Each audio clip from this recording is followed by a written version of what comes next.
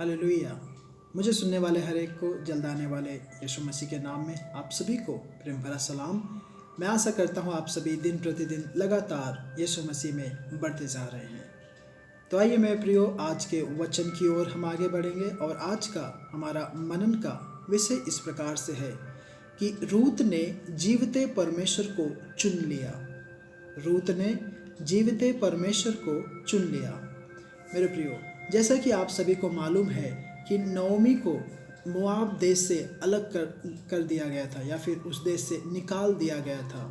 और जब वह मोआब में थी तब उसने एक अच्छी खबर सुनी, और वह यह कि यहोवा परमेश्वर ने अपनी प्रजा के लोगों की सुधि लेकर उन्हें भोजन वस्तु दी और अच्छी फसल भी दी। सिर्फ इसी कारण से नओमी के परिवार ने बैतलहम छोड़ दिया था और मोआब देश को चले गए थे। लेकिन बैतलहम के लोग अकाल के कारण वहाँ पर कोई भी व्यक्ति मरा नहीं। परमेश्वर ने उन्हें आशीष दी और अपने बच्चों के लिए परमेश्वर ने भोजन का प्रबंध किया, बंदोबस्त किया। मेरे प्रियो, नओमी को यह अच्छी खबर मोआब में लगभग 10 साल के बाद उसे सुनने को मिला, और तब तक नओमी के पति और उसके दोनों बेटों को वह खो चुकी थी। परमेश्वर से बिना पूछे दूसरे देश में जाने के कारण से नओमी के परिवार ने परमेश्वर के आशीर्वाद को, परमेश्वर की आशीष को भी खो दिया था, और पूरा परिवार पूर्ण रीति से बर्बाद हो चुका था। मेरे प्रियो, कई बार हम भी जब परमेश्वर के लोगों के संसाथ के संगति से, कलीसिया से संगति से हम दूर जाते हैं, मेरे प्रियो, दुष्शत्रु शैतान भी हमें पूर्ण रीति से बर्बाद कर देता है। उदाहरण के तौर पर, अगर कोई अंगूर या फिर कोई अंगूर का गुच्छा जब तक वह झुंड में है, गुच्छे में है, तब तक उसे कुछ भी हानि नहीं पहुंचता है। लेकिन जब वह गुच्छे में से अलग हो जाता है, तब देखना उस अंगूर के दाने को कीड़े आके खाने लगते हैं, मक्खियाँ आने लगती हैं, और वह सिकुड़ने लगता है, सड़ने लगता है, बेकार होने लगता है।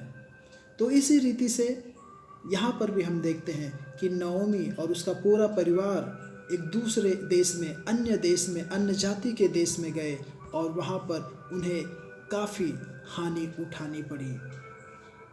लेकिन नओमी ने बैतलहम में वापस आने का एक सही निर्णय लिया।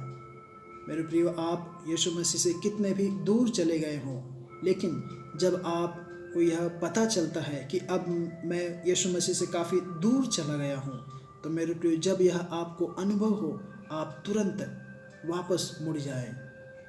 उस यीशु मसीह का दामन, उस यीशु मसीह का हाथ आप वापस थाम लें। तो हम यहाँ पर देखते हैं कि नओमी ने वापस बैतलहम में आने का एक सही निर्णय लिया। नओमी अपनी बहुओं को अपने साथ ले जाना नहीं चाहती थी। नओमी ने अपना पूरा कोशिश किया कि वह अपने बहुओं को ना लाए।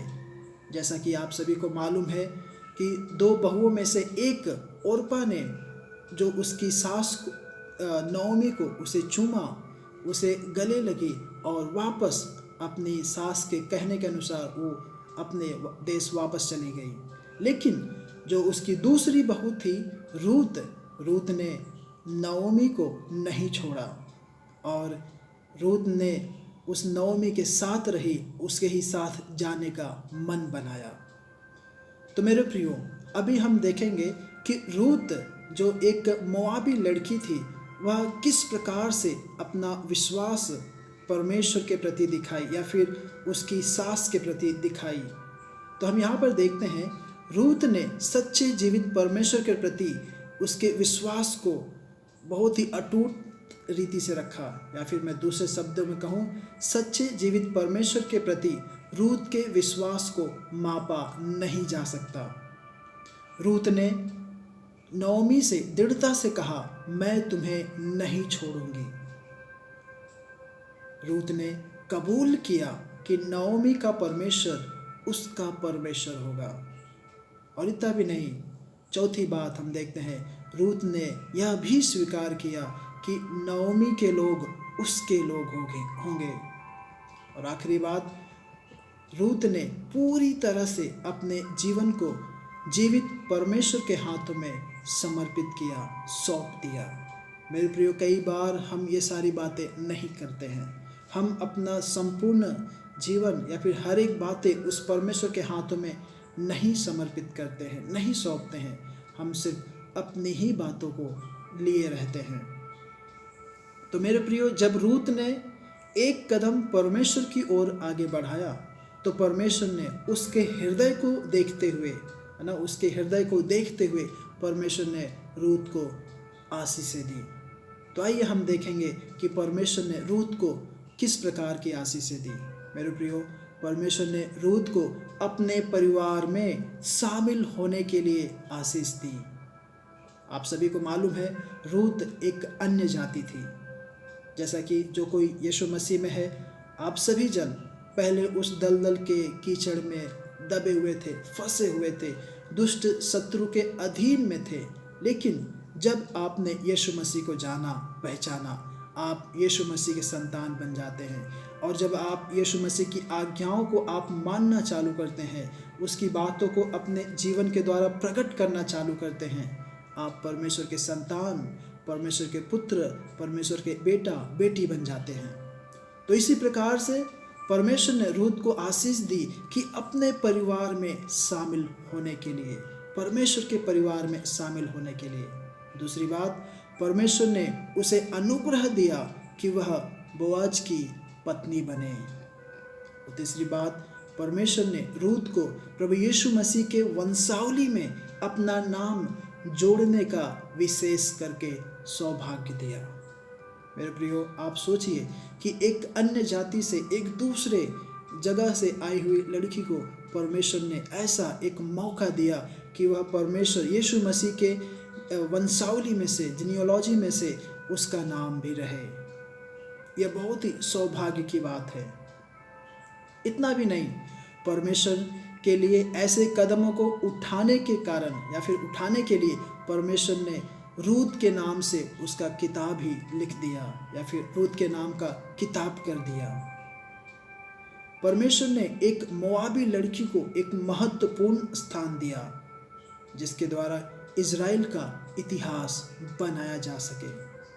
मेरे प्रियो, वे लोग जो प्रभु के लिए अपना सब कुछ खो देते हैं या फिर खो चुके हैं, वे कभी भी भिखारी नहीं बनते हैं। यदि हम प्रभु के लिए एक चीज़ या एक वस्तु खो देते हैं तो प्रभु उनके बदले में, उसके बदले में बहुतायत से उन्हें देता है।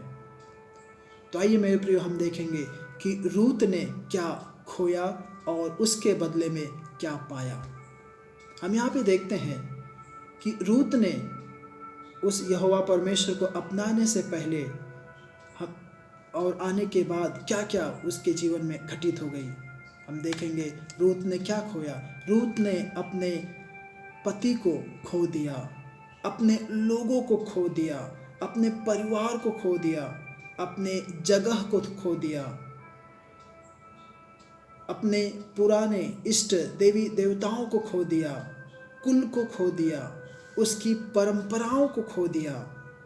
लेकिन जब वह यहोवा परमेश्वर यीशु मसीह को अपनाती है, उस नवमी के परमेश्वर को अपनाती है, तो मेरे प्रिय उसे कई सारे सौभाग्य भी प्राप्त होते हैं।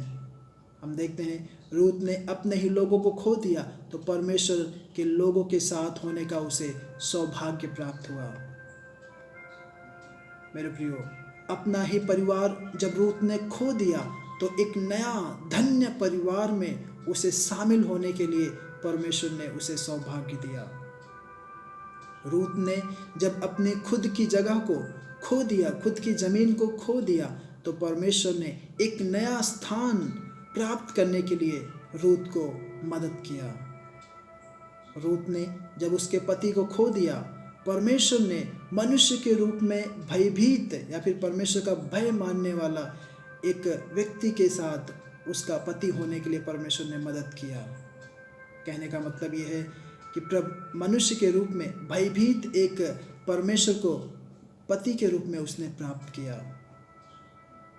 आगे हम देखते हैं मेरे प्रिय, रूत ने उसके देवी देवताओं को खो दिया, पहले जो थे, लेकिन बाद में एक सच्चे जीवित परमेश्वर को उसने प्राप्त किया।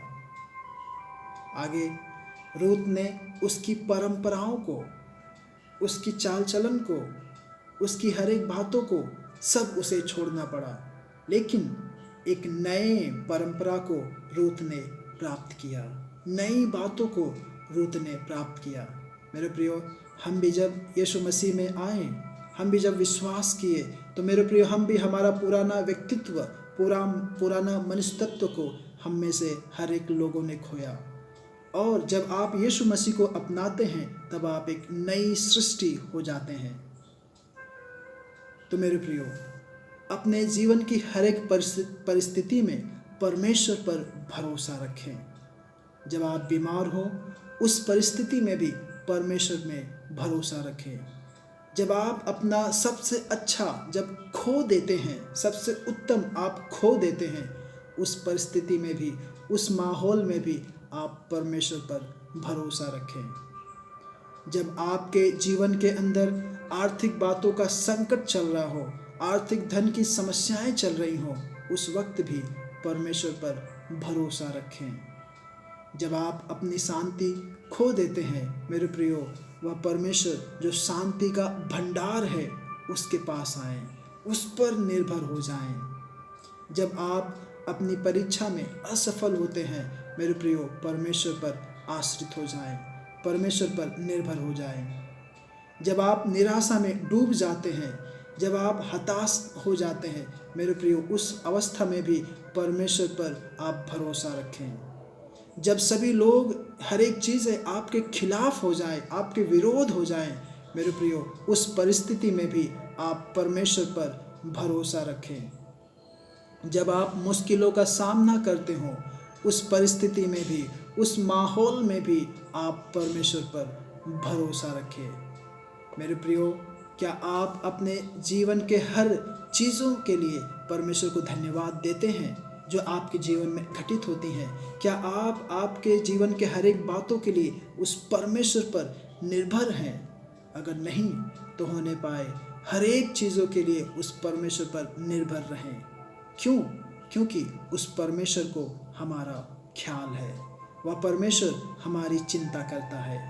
और ज़रूर है, परमेश्वर आपकी हर एक आवश्यकताओं को आपके मानने से पहले, आपके मांगने से पहले परमेश्वर जरूर पूरा करेगा। परमेश्वर आप सभी को इन वचनों के द्वारा आशीष करे, अनुग्रहित करे। आइए हम प्रार्थना करें। प्यारे प्रभु जी, धन्यवाद परमेश्वर, सुने हुए वचन के अनुसार प्यारे प्रभु जी राजा, जिस प्रकार से तूने रूत के द्वारा परमेश्वर प्रभु जी तूने अद्भुत कार्यों को किया, धन्यवाद कहते हैं। प्रभु जी, तूने उसके द्वारा परमेश्वर तूने अद्भुत और अचंभे भरे कार्यों को किया, धन्यवाद परमेश्वर। प्रार्थना करते राजा, रूत के जैसे हम में से हर एक को बनने के लिए तू सहायता मदद कर परमेश्वर। हर एक का विश्वास मजबूत होने के लिए तू मदद कर राजा। प्रभु जी, तुझे कभी भी ना छोड़ने के लिए तू हर एक को अगुवाई कर, कोई भी तुझे छोड़ने ना पाए, किसी का भी भरोसा परमेश्वर तेरे प्रति कमज़ोर होने ना पाए राजा। तूने मजबूत किया, धन्यवाद कहते हैं।